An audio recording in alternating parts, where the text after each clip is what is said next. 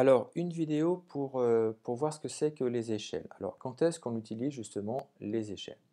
Eh bien, on est dans la situation où l'on a deux objets, dont l'un des deux objets est une reproduction du précédent. Voilà.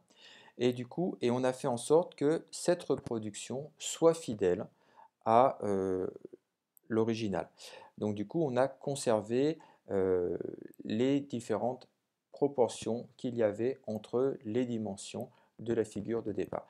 Donc, quand on parle d'échelle, forcément, il y a une histoire de proportionnalité derrière. Voilà. Et qu'est-ce que c'est que l'échelle? L'échelle, c'est le coefficient de proportionnalité qui va permettre de passer des dimensions réelles aux dimensions de la reproduction. Voilà. Et alors du coup, on aura deux cas de figure. Soit l'échelle est un nombre plus petit que 1, auquel cas la reproduction sera une réduction. C'est ce qui arrive par exemple dans les maquettes ou lorsqu'on fait une carte. Euh, Lorsque l'échelle sera un nombre plus grand que 1, dans ce cas, la reproduction sera un agrandissement. C'est ce qui arrive lorsqu'on utilise un microscope, lorsqu'on utilise une loupe. Voilà. Donc du coup, on obtient une formule qui est l'échelle de la reproduction s'obtient en faisant une division. Quelle division? Eh bien, on va diviser la mesure de la reproduction par la mesure réelle. Alors attention, lorsque l'on fait ce calcul, il faut faire très attention à faire en sorte que les dimensions soient dans la même unité. Voilà, ça c'est primordial. Alors, un exemple, sur une carte à l'échelle 1/25 millième, la distance entre deux villes est de 7 cm. Quelle est leur distance réelle?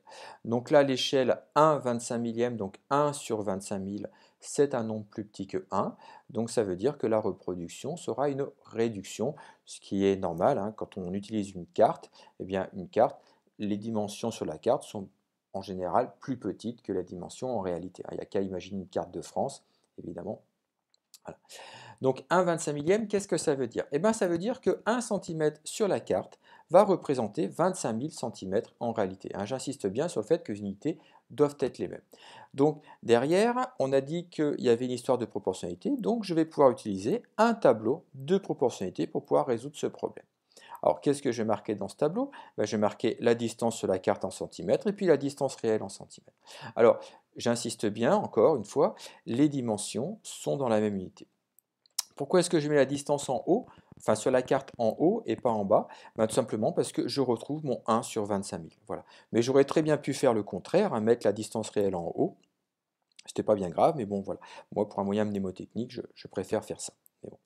Donc on remplit ce tableau de proportionnalité de la même manière que on remplit un tableau quelconque de proportionnalité, donc soit en passant d'une colonne à une autre, soit en passant d'une ligne à une autre. On en déduit notre résultat, et donc ici, on dira que les deux villes sont distantes de 175 000 cm. Bien sûr, on peut convertir en kilomètres, peut-être plus simple, de 1,75 km. Alors, un deuxième exemple, où cette fois-ci, on ne connaît pas l'échelle de la carte, on sait juste que sur la carte, on a deux villes qui sont distantes de 4 cm, alors qu'en réalité, 20 km les séparent, et on veut connaître cette échelle.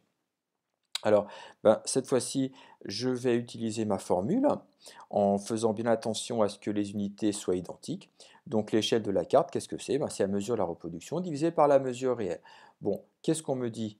On a des centimètres, on a des kilomètres. Donc, la première chose à faire, transformer les unités pour qu'elles aient les mêmes unités. Donc, je vais transformer mon 20 km en 2 millions de centimètres. Et puis maintenant, je vais pouvoir appliquer ma formule. Donc, mes deux villes sont distantes de 4 cm. Eh bien, la mesure de la reproduction, c'est 4. Les dimensions réelles, c'est 20 km. On a vu que c'était 2 millions de centimètres. Donc, j'aurai mon échelle 4 sur 2 millions. Voilà. Alors, dans la mesure du possible, on simplifiera les fractions lorsque c'est possible. 4 sur 2 millions, ça peut simplifier en 1 sur 500 000. Et j'en déduirai que la carte a une échelle de 1 sur 500 000. Donc, c'est une échelle 1 500 millième. Voilà. Alors, pour résoudre ce problème, j'aurais pu aussi utiliser un tableau de proportionnalité. Donc, quand j'ai oublié cette formule, parce que des fois, on ne sait plus, est-ce que c'est mesure de la carte divisée par mesure de la reproduction, ou le contraire, mesure de la reproduction divisée par mesure de la carte. Voilà, donc si on a oublié tout ça, c'est pas grave, on s'en sort avec le tableau de proportionnalité. Il faut juste se souvenir que lorsqu'on utilise une échelle 1 500 millième, ça veut dire que 1 cm sur la carte correspond à 500 000 cm en réalité. Donc quand on cherche une échelle, ben, finalement, on va marquer 1 ici pour la distance sur la carte et on va s'intéresser à quel est le nombre qui va en dessous. Voilà. Donc ben, pour trouver ce nombre, on utilise les techniques de calcul dans les tableaux de proportionnalité. On trouve notre nombre, 500 000, et on en déduit donc du coup que l'échelle est 1 sur 500 000. Donc toujours l'intérêt d'avoir marqué la distance sur la carte en haut, comme ça on a bien notre fraction directement, 1 sur 500 000. Voilà. Si jamais on avait inversé, ben, ouais, il aurait fallu faire la petite inversion dans notre tête. Alors, un autre type d'exercice où cette fois-ci on ne parle pas d'échelle de manière explicite. Voilà. Donc, par exemple, sur une carte, la distance entre deux villes est de 4 cm, alors qu'en réalité 20 km les séparent. Ben ça, finalement, c'est un petit peu le même principe que ce qu'on a fait.